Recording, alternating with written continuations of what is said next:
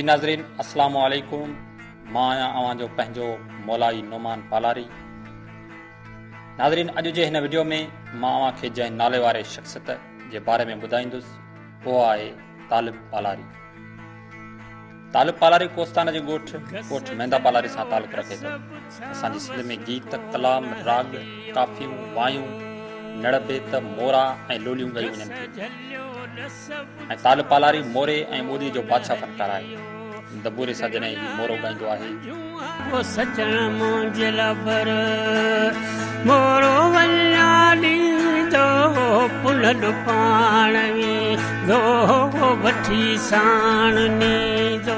तालिब पालारी खे बचपन खां दंबूरे ते मोरो ऐं लोलियूं ॻाइण ते वॾो शौक़ु हो। उन दौर में मोरो ऐं लोलीअ खे वॾी अहमियत हूंदी हुई। पोइ जॾहिं हुनखे हिन ॻायो त आस्ते आस्ते हिनखे कामयाबी मिलण शुरू थी। इहो दौर ऑडियो कैसेट जो हो। पोइ हिन काफ़ी सारियूं कैसेटूं बि कढियूं।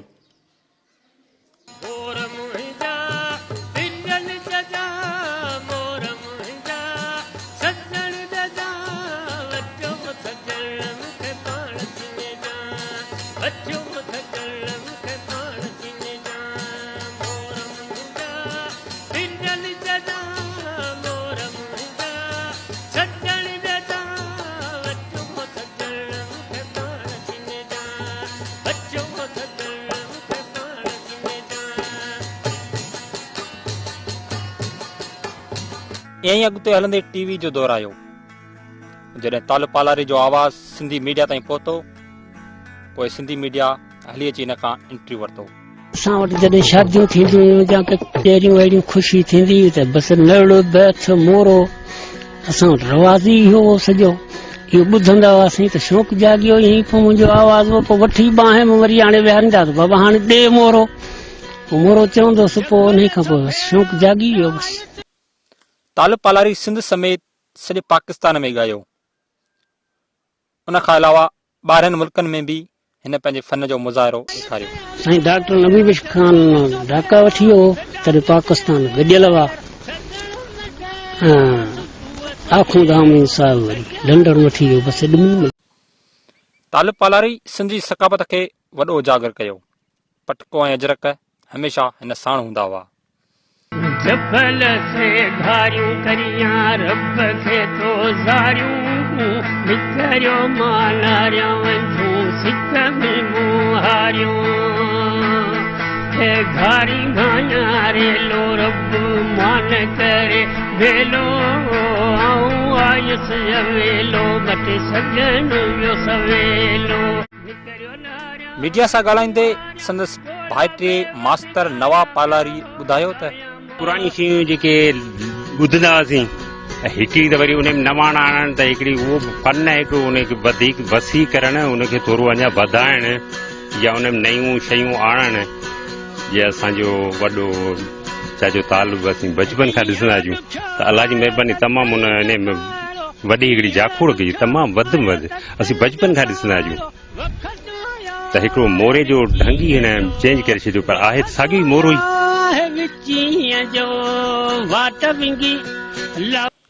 तालिब पालारी शाह अब्दुल लतीफ भिटाई जे तक़रीबन हर उर्स में पंहिंजे फन जो मुज़ाहिरो करे ॾेखारियो। उन खां अलावा कोस्तान जे सीनियर सहाफ़ी गुलाम मुस्तफ़ा मेमण मीडिया जे ज़रिए तालिब पालारी खे काफ़ी अॻिते आंदो। तालिब पालारी मोरा त ॻाईंदो हो, उन खां सवाइ वाडकी कम जो बि कारीगर रहियो। फीथा, हर, चूनियूं, पाञारियूं, खटूं, हिंदोरा ही पाण ठाहींदो हो। ऐं उन खां अलावा ही बनी जो कमकार बि कंदो हो।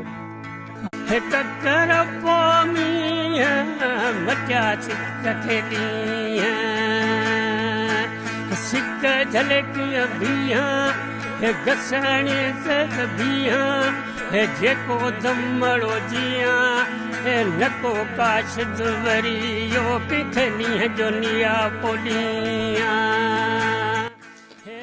तालिब पालारी हमेशा सादगीअ वारी ज़िंदगी गुज़ारी ऐं उहो फनकार आहे जंहिं असांजे कोस्तान जो नालो रोशन कयो। सिंध सकाफ़त पारां हिनखे काफ़ी सारा अवार्ड इनाम बि मिलिया।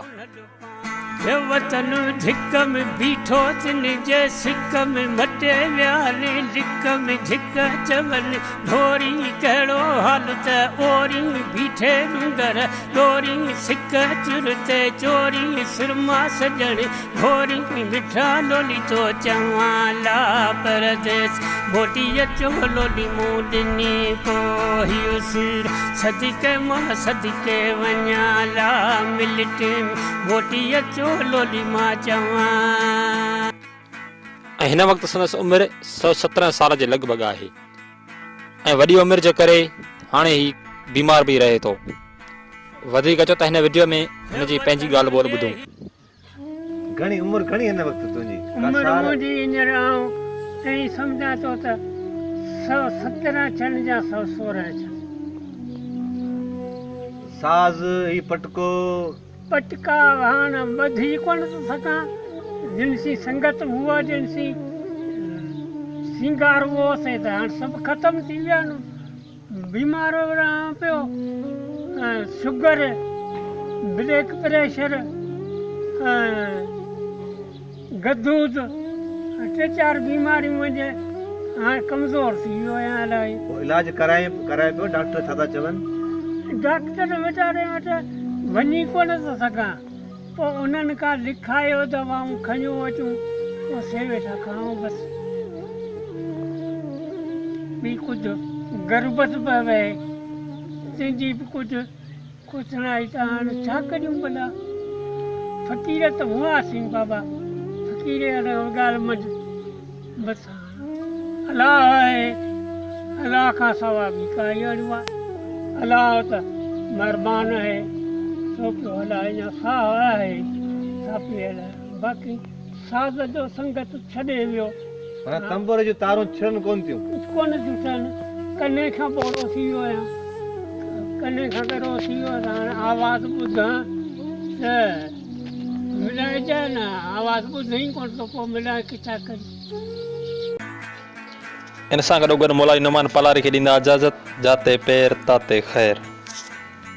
चकर से बूंदूं लिया पोस ॾींदा